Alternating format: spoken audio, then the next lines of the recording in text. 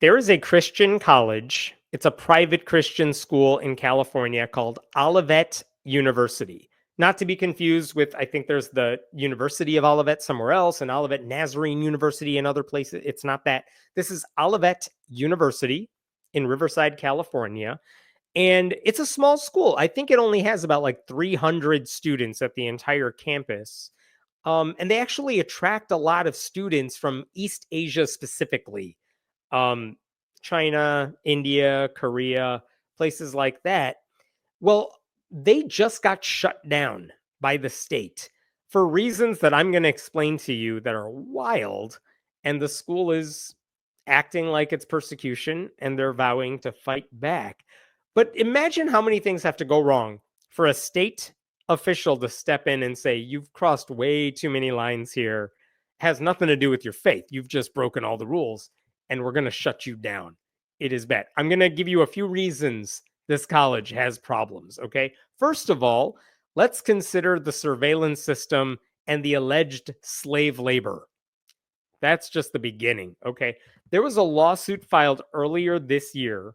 I'm going to show you this right here. This is from the LA Times, but this was a federal lawsuit filed earlier this year by 4 students, including the one who made the emergency call, who said they were forced to work at least 40 hours a week doing tasks that included manual labor and gardening.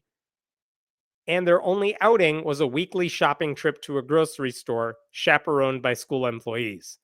Any other plans to leave the campus required written permission. So these are grown-ass human adults saying we're not allowed to leave campus, which, by the way, if you look on a map, it's kind of in the middle of nowhere. You have to drive, I think, like 10, 15 miles to reach civilization, basically. So if they even want to go shopping or to the grocery store, they can't leave campus without another adult chaperoning them. Weird. And they were working not just like doing a campus job, which happens everywhere, but like manual labor and gardening. And they either did not get paid for this or they got paid very little for this, they also said in their lawsuit. So, yikes, that seems disturbing. I will tell you, Olivet denied all of this, and that lawsuit, as far as I can tell, is still ongoing. Also in the lawsuit, there was a student who said she was forced by the school to sell products on Amazon on behalf of the school, and she wasn't paid either. And when she raised concerns to administrators, they told her she had been brainwashed. That's the word she was told by the school officials because she wasn't doing their bidding, because she was brainwashed on the other side, I guess. So that's a problem. Then here's another issue. There was, and this is actually why the school's getting shut down, because anyone can file a federal lawsuit against anybody. The school has not been found guilty. That case is still ongoing. That's not why they were shut down. The main reason they were shut down had to do with their complete lack of academic rigor or academic anything, okay? Here's what happened. The California Department of Consumer Affairs, a state office, within that organization, there is an agency called the Bureau of Private and Post-Secondary Education. Their job is to basically make sure the colleges in the state are doing what they're supposed to do, even if they're private schools. Well, apparently, that agents in that agency, they made visits to the campus unannounced just to make sure they were, a real college. And what they found is that there's like no teaching going on here. They said when we walked into classrooms, there were very few students or professors in these campuses. And this is wild. Look at what these agents wrote. Most classes that were observed, officers said, were attended by a handful of students, sometimes 5 or 7, and taught via a live stream. Like the professor was like, I'm out. I'll teach you from a distance. You don't need me there. Administrative representatives at this campus did not have documents available related to student and faculty rosters. They didn't even have that stuff on file, like who's on campus. They didn't have class syllabi on file. Some documents lack details such as how many hours quantified full-time work for a student, and several faculty contracts were either missing or expired. Like the basic paperwork you need at a college. Like, yeah, these are the professors we have. Here are their credentials. Here's the list of the students we have on campus. They just didn't have that stuff. And then when these officers went to the campus to like sit in on a lecture and just see what's going on, they're like, this isn't a lecture. There's only like a few kids here and they're all watching a live stream, which why are you on campus then if you're doing a live stream? That is messed up. One agent also said she walked to a graduate level class, but they were not doing grad level work. Like they were doing babyish type of work. And Olivet denied all of that too. And they said the agency's playing gotcha with these unannounced visits, even though unannounced visits are what they do to all colleges. And Olivet said the agency was prejudiced against them. I actually looked at the complaint, the 31-page complaint made by the agency. There was one part that is wild, and it has to do with these unannounced visits. Look at this. They visited the campus November 15th, 2022. And let's read this with me here. This is amazing. Upon arrival, Bureau staff could not enter the campus location as the campus was secured by a security gate. Bureau staff attempted to contact the number for the campus via the security guard office. Call was not answered. The agent called 4 telephone numbers provided by the school to the Bureau, and we were unable to contact an answering service. No one would pick up their calls at the campus. The answer, okay, I'm going to scroll down here for a second. Bureau staff, look at this. Oh my God. Bureau staff were able to gain access to the campus by following a car who accessed the gate. Oh my God, the only reason they got into the building, they got access to the campus, is by tailing a car that made their way in there. Which, by the way, if you are tailing a car that made their way in there, what the hell is your security like? That's not James Bond spy level mastery here. That's just like, oh, the gate's open. We're just going to drive right in with our van. What is going on at this school? Okay, I just found that hilarious. So that's another thing. Like I said, these agents could not access student files. They couldn't get copies of syllabi. They also said several professors had illegitimate paperwork for their degrees. Yikes. Here's another thing that is problematic. This is not why the school is shutting down or told to shut down, but this is another problem with Olivet University. Like a lot of schools, Olivet has campuses across the country, and one of their campuses was in the state of New York. And at that campus, the campus that was in New York was actually shut down in 2022. Here's the headline at the time. It was shut down in 2022. Why? Financial mismanagement that included criminal activity. And by the way, several administrators at the school pleaded guilty to money laundering and lying about business records. And what the agents found is that in the New York Olivet University buildings, there was tons of asbestos everywhere in the buildings. Like they bought those buildings and they never renovated them. And this cancer-causing material was just in the walls and they never fixed it. And the school had to pay a fine of over, I think, $575,000 in New York. This isn't why the California school had to shut down, but it just shows you who's running this place. Oh my God, this is messed up. I'll give you another thing they had a problem with. This place also has a beef with Newsweek magazine, which doesn't even exist in print anymore, but they have a beef with Newsweek. I'm going to show you a section from Religion News Service article about all this, because this is wild. The school blames its current woes on a long-running feud with the current owners of Newsweek magazine, who have also had ties to the leader of the campus in the past. Through a lawsuit, though a lawsuit over the management of the magazine was settled in 2023, a spokesperson for Olivet has accused Newsweek's owners of colluding with California's government to harm the college. And look at this at the bottom here. Since 2022, Newsweek has published more than 20 maliciously negative reports targeting Olivet University due to ownership disputes, even collaborating via email with the government to attack and manipulate the school. Here's what that actually means. Some writers in Newsweek published a whole bunch of stories about all the shenanigans happening on campus.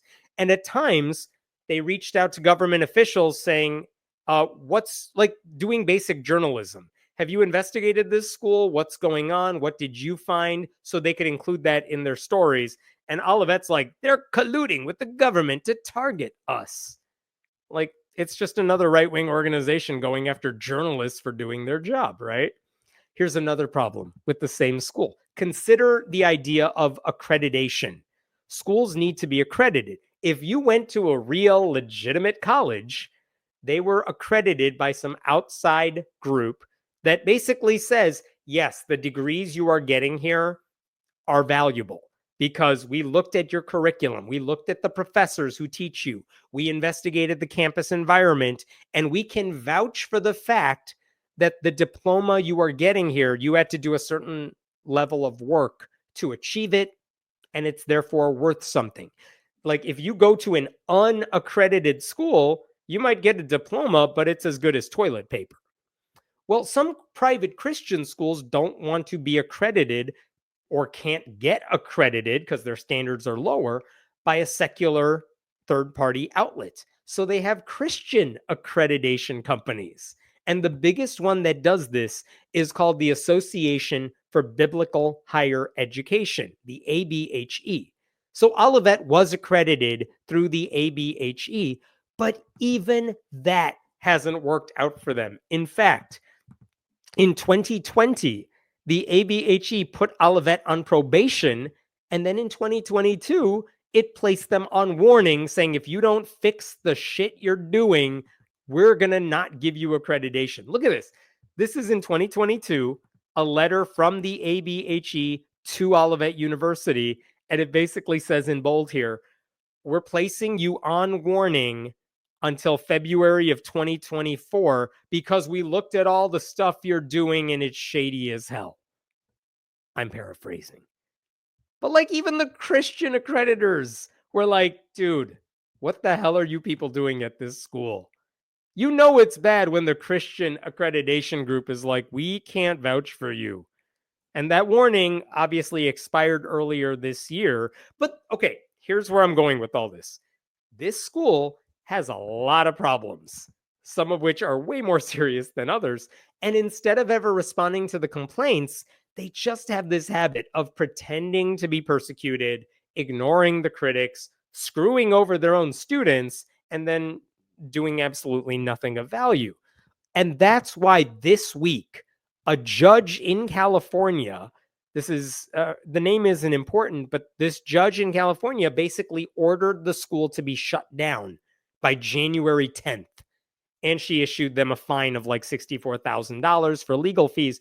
But she basically said, you need to close up shop by January 10th. And I want to show you one, it was a 107-page ruling where she documented, here's what the agency found. Here's how you responded. Here's why I'm not buying your responses. But look at number 41. After consideration of all evidence presented and the disciplinary factors listed in the disciplinary guidelines, the only degree of discipline that would ensure public protection is the revocation of the school's approval to operate. I have to shut you down to protect the people. Like, that is legal speak for what the hell is wrong with you people. And so by January 10th, she says the school has to basically shut down. You cannot admit any new students after January 10th. And all your current students, you have to send them to other places. And your job from now until then is to get your current students at a real school where they can get a real education. So unbelievable that a judge had to say this. And what's the school's response to all this? Because you can guess what the school's response is to all this. This is what the school said. Olivet University decides a day after that judge's decision to continue in California under religious exemption. They're going to keep moving forward. The university is currently preparing to appeal the decision through the appropriate legal channels to address the matter thoroughly. Olivet University has made the decision as of December 11th to operate under religious exemption. And what that basically means is uh, they would have a little more autonomy. They would not be subject to oversight from the state, but they would be very limited in what they could offer. Like you can offer a degree in like church leadership because that's not a secular skill, but like you can't offer a degree that say a public school might be able to offer. But also this means that students need to know if you get a diploma from this school from this point forward, it is worthless. There is no backing of it by the state. It means absolutely nothing. Now, maybe that won't matter if you're going to go work for a church that doesn't care about your academic history. But if you are going to college to get a diploma that you hope will be useful to you when you go out and do whatever it is you do, it won't be. Your diploma is going to be worthless. Um, and I want to be clear, whatever punishments were levied against the school in the past had nothing to do with its Christian foundation. But they are now using Christianity as a shield to avoid further consequences. So I don't know what's going to happen now. Even if this school continues operating, I don't know why any student would go there unless they are totally unaware of the fact that how shady this school is. And I would be disturbed if any churches wanted to employ these students or any churches want to work with this college or advocate that students go to this college. But I think students have a right to know they're wasting their time and tuition dollars. One other thing I didn't mention is that one of the things this school has done is they lure students to their campus by offering them scholarship money. But what they don't realize is that scholarship money is contingent on these students doing manual labor on campus and not getting paid for it, whatever rates they should be paid for it. And at that point, students are kind of stuck because you can imagine if they're coming from another country, especially on a student visa, and they're like, well, I have to get my education here, otherwise I have to go back. Then they are now stuck doing whatever manual labor the school wants them to do. And they're stuck on campus because they're not allowed to leave campus because they will be surveilled. Like that's the sort of cultish trap that these students are in. I do feel bad for them. I think a lot of students might attend a school like this not realizing how bad it actually is.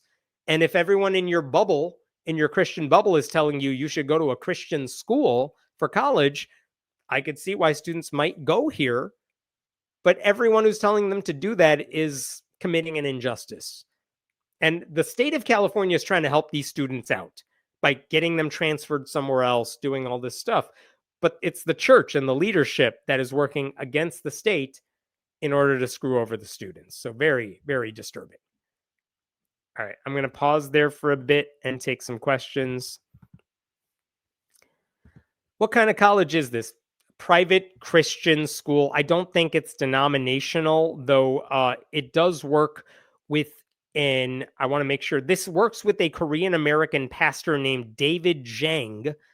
And I'm not sure what specific brand of Christianity he's promoting. But it's a private Christian school. There are lots of them out there. I wonder how expensive their tuition is. I tried to answer this with the fact that they do give out a lot of scholarships, but there are lots of strings attached. I don't know how many students they accept for full tuition or what that tuition is. I'm sure that information is on their website, though. Wow, colleges like that really trivialize credentials and should be shut down to uphold academic integrity. And that's the thing, if they want, like Liberty University, I'm going to talk about them in a little bit. They get a lot of federal student loan dollars. And in exchange, they have to do some bare minimum of transparency. And they have a certain bar they have to meet in order to keep receiving funds. And so if a school wants to say, to hell with that, we're just going to form our own pretend college, which will be a pipeline for employees for churches. We're going to train pastors for the future. That's fine, I guess, if you're a student and you know you want to become a pastor. The thing about college is a lot of students go before they're ready to know what they want to do with their career. This happens all the time at secular colleges. Students change majors. They go into college thinking they want to learn one thing. They find a new passion when they are there. They want to do something else later on.